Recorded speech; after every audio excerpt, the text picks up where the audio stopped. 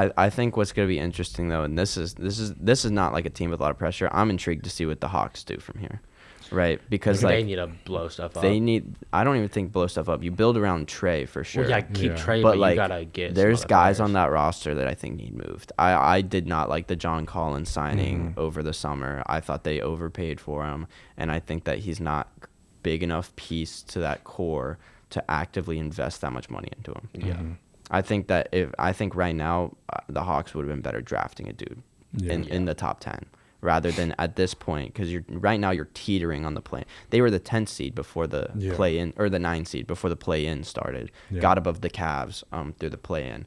But I don't look at this Hawks team like, oh yeah, they need one more year to develop. That's what I see that Cavs team as. That Cavs team is a team that needs one more year to develop their players now, and then they're competing, right? Yeah. This Hawks team isn't a team I look at and I'm like, yeah, they just need one more season and then they're competing. There needs to be they need to be moves. had enough time to develop his team. I think they need to find. No, granted, it's still a young core, right? But you're looking at this Not team. blow it up, no one's obviously make changes. I think you make changes. No, I think you make changes. But like you look at this team, like obviously, like there still are young pieces. But then you kind of look and you're like, okay, Clint Capella, John Collins, like you're looking around. You're like, okay, we could get some better players, right? Yeah. Like you need someone with Trae Young. You can't be expected for Trae Young to drop 60 or 40 a night, 30 and 10 a night to carry your team through the playoffs because that's exactly what Miami did, right? As soon as they shut down Trae Young, no one else could score, right? It was like DeAndre Hunter was the second leading scorer, and like that's crazy to me. Yeah, and I think in general they need to find someone. It's gonna sound weird to say because he did average 30 and 10, but like they need to find someone, in my opinion, more reliable than Trae to be that second option.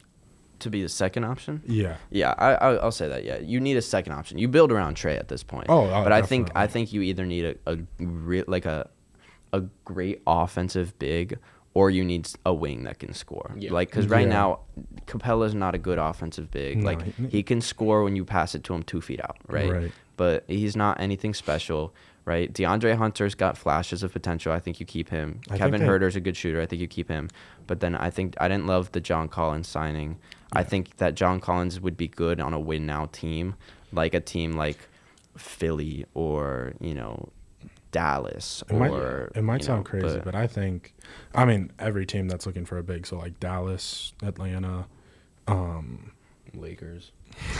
I think John Collins would be good on the Lakers, right? Like, but like teams that are, younger teams. I mean, I can't really think of other teams to add to it, but definitely like Dallas and Atlanta. I think they do whatever they can this offseason to get DeAndre Ayton if he really wants to be out of Phoenix, right? Which is what it looks like. I mean, look, John Collins is fine. He averaged 16 and 8, right? And I just don't think that you're going to get that much out of him in the next coming years. Yeah, I don't think he's gonna be future all-star matchup with Trae, right? Because in the NBA, the thing about development is like, yeah, you hit your prime at like 26, right? But if a player's going to be a stud when in their 22, 23-year-old season, right? Yeah. And John Collins hasn't showed any of that, and he's 24 right now. So to think that he's going to hit 26 and all of a sudden be a superstar is a stretch, right? Yeah. I mean, you can go around the league, right? Talk about all, like, I guess, any player that's a star right now, you knew when they were younger, right? Yeah. You knew when KD was 23 that he was going to be a star, right? You knew when LeBron was even 19 years old he was going to be a star. We know now that Luka Doncic and Trae Young are be stars. And we knew that when they were their second season in the league. Yeah. You know that with Anthony Edwards. You knew that with LaMelo Ball, right? At some point, like, there's development, right? You know that, like, Shai Gilgeous-Alexander, 11 points per game his first season, right? You look at that and you're like, oh, that's not great. Second season, 18 points per game. Good jump. And then after that, he's averaging 24, 25 in the season, right? So it's guys like that. They show their, like, superstar potential in those 22, 23, 24-year-old seasons. And I haven't seen that from John Collins, right? So I think he's a good piece, right? I would compare him to Kyle Kuzma. On a team who's already developed. But like a team that's ready to win. Yeah. So I didn't love that they paid him all that money in the offseason. I think Bogdanovich was a slight...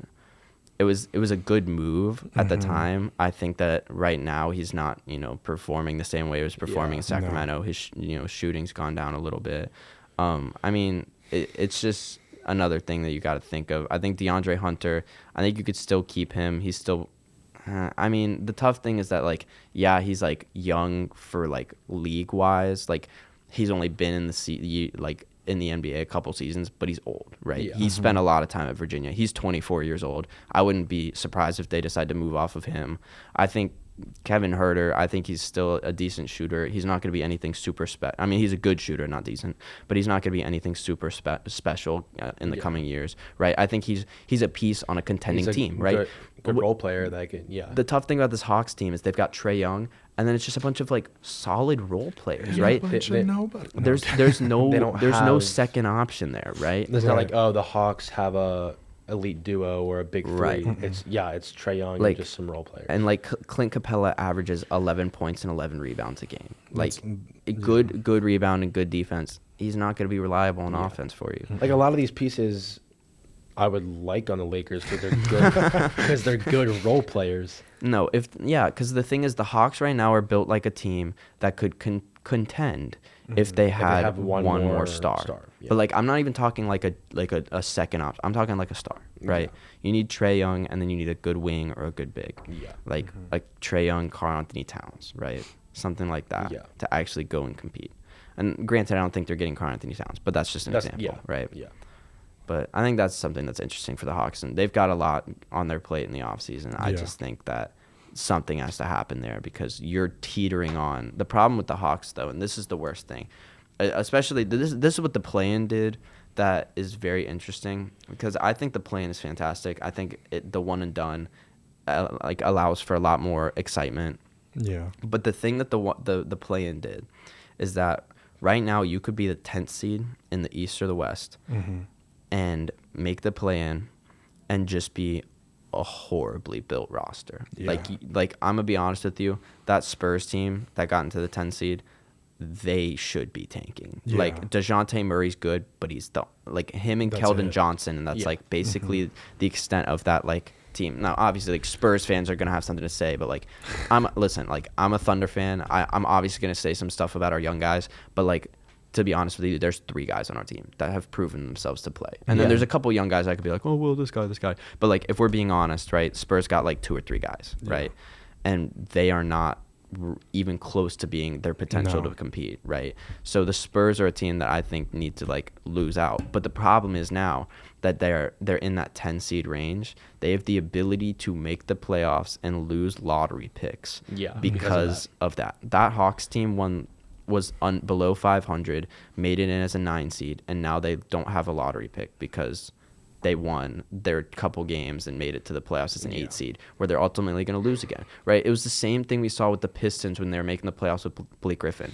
That team had no business trying to compete right then, right? If you can sneak into the playoffs as an 8 seed, how worth it is it if you know that if you lose a top draft pick? That's the only thing to me is like, and obviously, like, people are going to be like, okay, well, tanking culture is not a better alternative, right?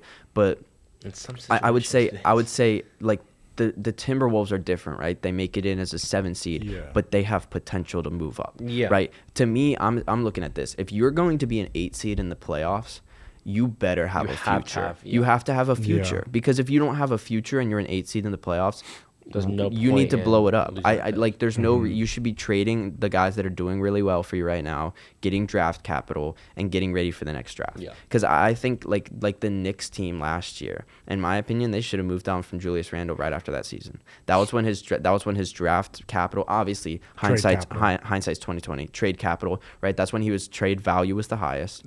And this Knicks team was not going to make the playoffs, right? So that's when they should have been like, okay, look, this was good, but we might have to blow things up. Right, hindsight's 2020. We didn't think Julius Randle would fall off the way he did. Right.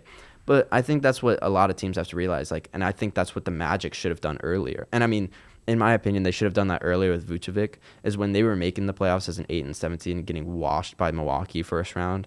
Like, that was when they kind of needed to look, okay, Vucevic was just an all-star this year. We should trade him now. Instead, they waited, traded him to the Bulls for Wendell Carter and like a first. Like, they didn't get a ton back on that package that I think they should have. But yeah, that was all I was saying about, if you're going to tank, you should tank properly. You should tank properly. You just got to know when to tank, right? If you're an 8, 7 seed, 10 seed, 9 seed, that's like young core ready to be good, right? You can keep going.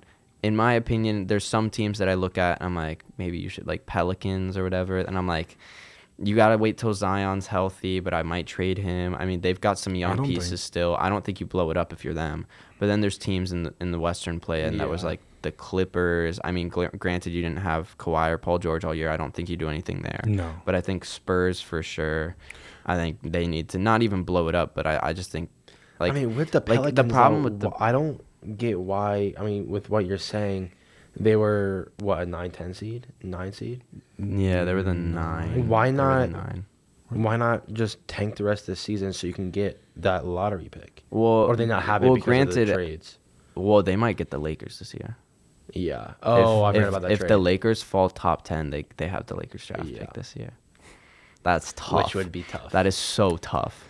Yeah. I don't know. I'm glad the Pelicans made the playoffs though, because the Thunder got the extra lottery pick, but from the Clippers, so that was nice. But I think the Pelicans are in a pretty good spot right now. I don't think they need to do anything crazy, tank wise. But No, I do think that I feel like if they Zion get a might good get draft moved. pick though, that would be really big, especially with them just now like getting McCollum. And when I say tank, I want to preface that I don't think the Hawks need to tank. I don't think the Pelicans need to tank. I don't even think the Spurs need to tank. But you need to make movement, because I wouldn't just sit. If I'm the Spurs, I'm not just sitting with DeJounte Murray and Keldon Johnson and not making moves to kind of like provide some help for that team. But I mean, granted, the thing is that we always have to keep in mind is that there are only 16 playoff spots. Yeah. So that means the other 16 teams are going to be teams that don't make the playoffs. And that really just depends on how bad you want to be for how long, right? Yeah. The Kings have been bad for as long as I don't think I've ever been alive for a good Kings team. Because the last Kings team that was good was when they lost 2002, 2003, 2004. That was like when we were like 2-3. Yeah. Yeah. Because, I mean, okay, they almost made the playoffs with DeMarcus Cousins. Congratulations. Like, I don't know. But it's just so, like, that Kings team has just been bad for so long. The Pistons have not really been good since 2004. They made the playoffs once or twice with Blake Griffin and Andre Drummond, but they were always like an 8 seed. Yeah. Never really had a chance against those bigger teams, right? Teams like the Magic, the last time they were really, really good was Dwight Howard. And then, like I said, LeBron sent him home. And then they had Vucevic, right? And they made the playoffs. They were an 8 seed, got destroyed by Milwaukee, right? So there's a lot of teams that have been bad for a while. Yeah. But, it just depends on how bad you want to be for how long, right? Yeah. Timberwolves turned it around quick, and right? And they were horrible for the longest time. Yeah. It's weird to think about, but, like, how bad you want to be for how long. Like, the Spurs, like, I mean, in 2 years, like, it's going to be a decade since they were in the finals. Because that was the last time they were in the finals. Was when they think about that. No, I know. That is insane. I know. Jeez, I feel so old. Like, I remember watching that series, like, in 2014. Like, jeez, that's crazy. There's something that I find interesting, too, is, like, looking at these top 5 people getting ready to do the draft, right? The top 5 people, like, worst teams. It's like the Pacers, the Rockets, the Pistons, and the Thunder, and the Magic, yeah. And so you look at those 5 teams, and you're like, okay, Rockets and Thunder were literally in the playoffs 2 years ago, right? Yeah. Those are teams that probably will bounce back pretty quick, in my opinion. I don't know about the Rockets. I think the Thunder can, because they have SGA in their back pocket, Lou Dort. They've got, like, good young stars. I'm not calling Lou Dort a star, but, like, Shai Gilgeous-Alexander's a good young star. Yeah. And then the Rockets, I mean, they've got Christian Wood. It's whether or not you think he's going to improve more and more. I mean, if he does, he's going to be a good piece for them. I think Jalen Green was, the way he played in the second half was good. But then there's other teams you look at, like the Pacers, like, they might get better eventually. I think the Pacers should not blow it up. I mean, they're kind of doing that right now. But I think they do need to build around Tyrese Halliburton. I think he's insane. But it's just interesting. I don't know why they got off Sabonis. Right. I mean, that kind of confused me. Yeah, but it was the same thing, right? So you can be a 6 through, or not a 6, not even 6. You could be 8, 9, 10 seed, make the play in, not get a good draft pick, or you could kind of blow things up, right? Send Sabonis to, You The know, Kings. the Kings, you got an amazing package back with Buddy Yeah. Hield. Buddy They Hield got some and first round picks, Halliburton. You got basically your guy to build around in Halliburton, right? That's what the Thunder did with the Clippers trade, right? They traded away Paul George, but they made sure to bring back the assets. They got the star to build around in SGA. Like like to me, that was like the right choice, right? You gotta decide how long you can just teeter on the edge of the playoffs Yeah. before you want to actually start and build a team that can contend. Yeah. And so that's like just interesting. But it is interesting that only 16 teams make the playoffs. So there's going to be seasons when we look at teams like the Lakers that we think should have contended and are now out of the playoffs, right? Yeah. There's going to be a lot of these teams in the lottery right now that probably will be back next year because they aren't going to improve a ton. There's Yeah. probably a lot of teams in the playoffs right now that we'll see in the lottery next year. I'm thinking Atlanta. I'm thinking Jazz, maybe. I'm thinking if Denver doesn't get guys back healthy, I'm thinking they could slip out, right? Yeah. It'll just be very interesting. I think the Timberwolves are on the come up, though, so I don't think we'll see them back. But with those 16 spots, it's like if any of these teams get ready to jump into the playoffs, another one of the teams that we're watching right now won't be there next year. So Yeah. it's just interesting to see. And I mean, like, it's Oh, and different the- every single and year. The Hornets. Right. It's different every single year, but that's just something that we have to be on the lookout for. And honestly, talking about it right now, it feels so like unreal and like kind of crazy and like far-fetched, but in reality, it's not a stretch. Yeah. Mm-mm.